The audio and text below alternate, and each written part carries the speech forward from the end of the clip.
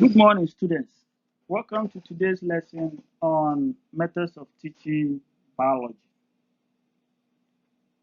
Now, in this lesson, we are going to learn about problem-based learning, in short, PBL.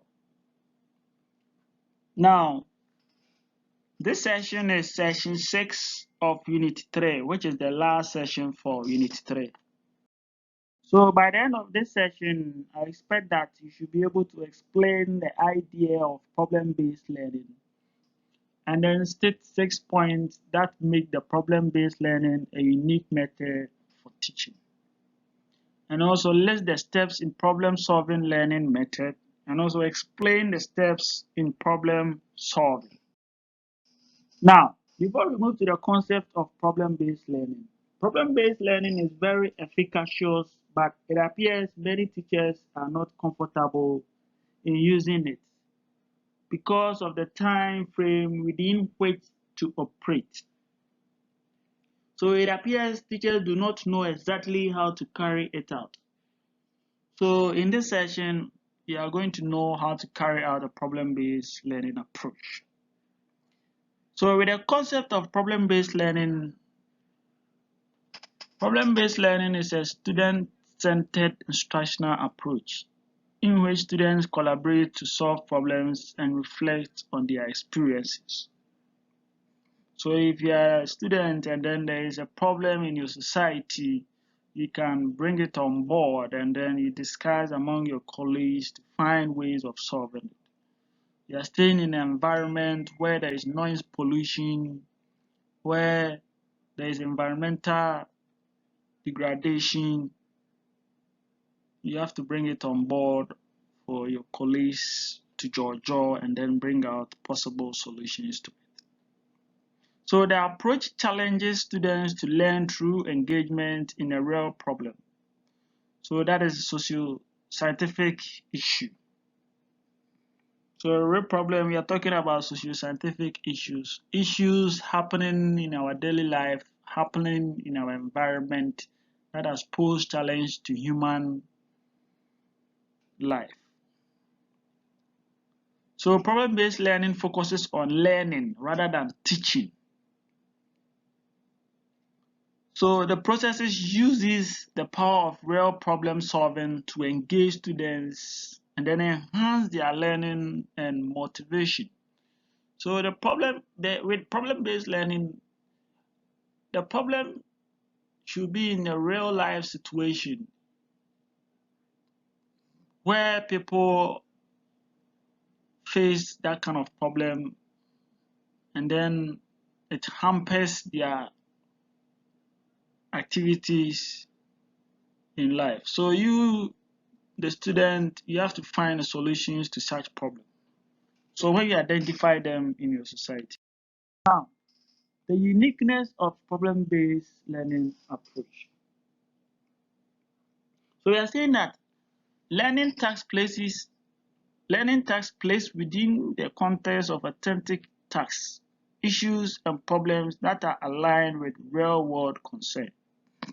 So the learning task, we are trying to say that the problem should be kind of social-scientific issues. So assuming the outbreak of coronavirus in the year 2019, and then someone wants to know why the virus keeps spreading, why there is mutation in the virus. So you being a biology student and you've learned molecular genetics, you should be able to explain why there is mutation and then why the virus is spreading like that, or how the virus behaves when it gets into your body. So you've learned molecular genetics, you've learned DNA replication, transcription, translation, what happens to it.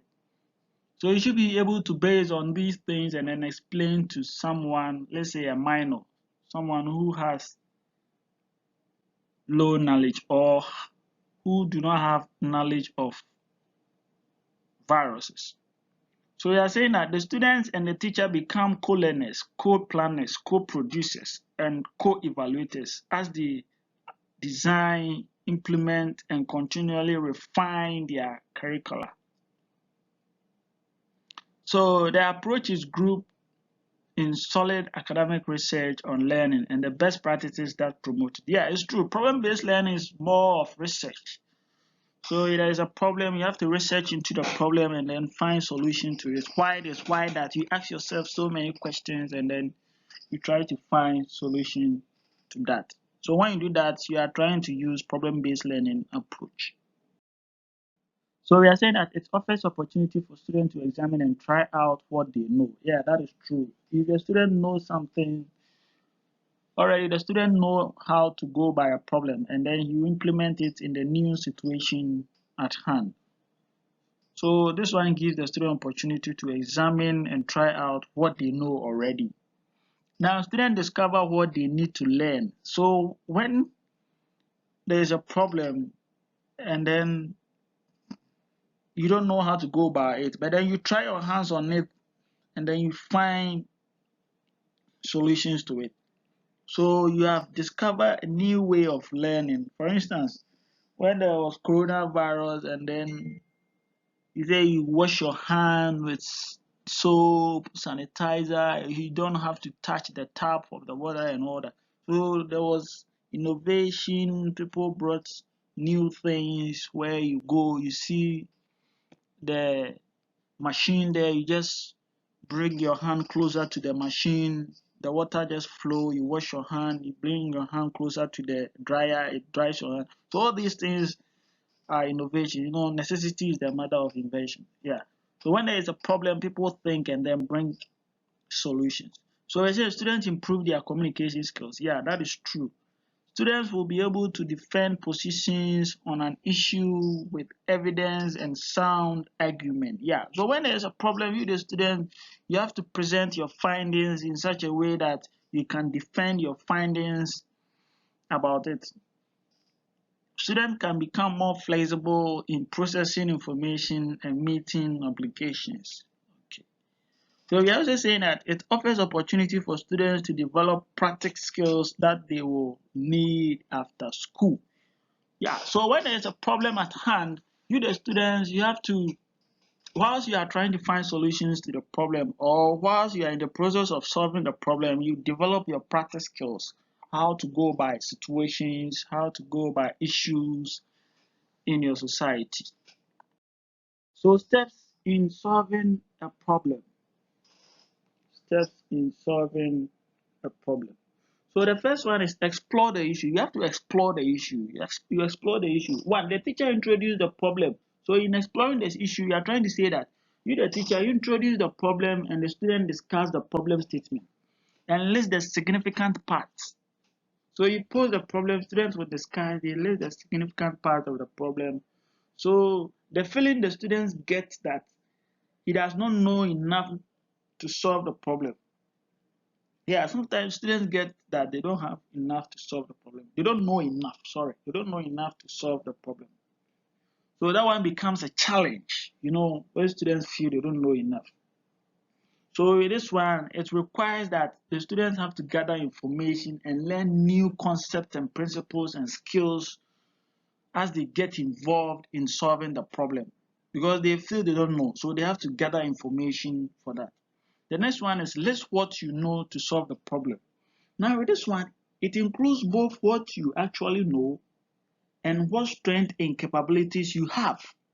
So if you have some strength or you are capable of solving the problem, you have to list what you can do, what you cannot do, and you base on what you can do to solve the problem.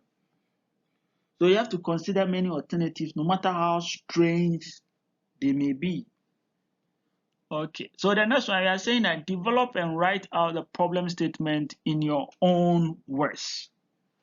Now, with this one, the problem statement should come from your own analysis of what you know and what you will need to know to solve it. So the problem statement should often be new information or information that is discovered or that is discarded.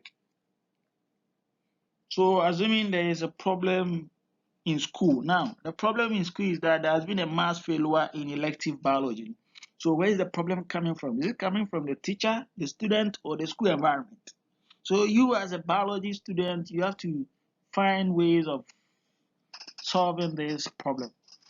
The next one is list out possible solutions. So list all possible solutions and then order them from strongest to weakness. Yeah, so you choose the best one or the most likely solutions for the problem. The next one is list actions to be taken with a timeline. So with this one, we are trying to say that find answers for some questions. So questions like, what do you have to know and to solve the problem? You understand? And also, how do you rank these possibilities? Okay. And we can also find answers to how do these relate to your list of solutions? So you have to find answers to these questions. The next one is list what you need to know. So you have to research the knowledge and data that will support your solution. Yeah. So you will need information to fill in any missing gaps. So you have to discuss possible resources. Example, experts. You have to see experts. You have to consult books. You have to consult websites and so on. So you have to assign and schedule research tasks, especially deadlines. You understand? And also you have to know that if your research supports the solution, and if there is certainty that the solution is appropriate, then move to step 7. If you don't get step 4, that's how it is. So you have to list what you need to know. And the next one is write up your solutions with its supporting documentation and then submit it. Now this one, you may need to present the findings and or recommendations to the class. Yeah, that is very key. So the presentation or report should cover the problem statement, the questions, the data gathered, analysis of the data, and support for solutions and recommendations based on the data analysis. So all these are steps to solve a problem. So we've learned a lot in this session. So in reviewing what we've learned so far, I pose these questions to you students. So question number 1, what is problem-based learning? Question number 2, explain the steps you will take in using the problem-based learning approach in teaching biology. So I expect that students find answers to these questions and then discuss on any available learning platform or e-learning platform, either on Zoom or Google Meet. So once you discuss, you try to come out with solutions. And I believe when you do that, I believe you would understand the session we've learned.